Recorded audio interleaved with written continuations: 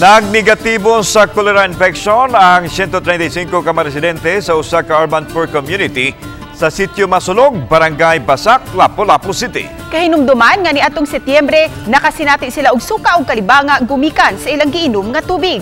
Ani ang report ni Luan Mayrondina.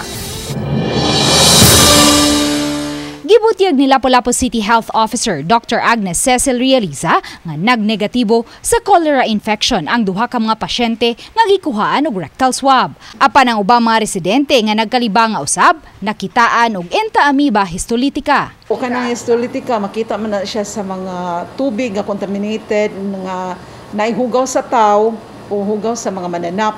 Apan human mabutangan og chlorine ang duha ka mga deep well nga tinubdan sa tubig sa naasong urban poor community, wala na madugangi ang kaso sa mga nagsuka kalibang. Matod sa City Health Office, regular ang ilang gihimong information drive sa nahisgutang komunidad aron sa pagpahinumdum sa mga mulupyo sa kamahinungdanon sa kanunayng pagpanglimpyo. I-follow up man nato sa atong sanitary inspector, nasa regular nga chlorination, then amo sa nag-suggest nga mopalit jud siya og chlorinator, no? So especially karon nga kanaging nibalik na pud ang pag-uwan.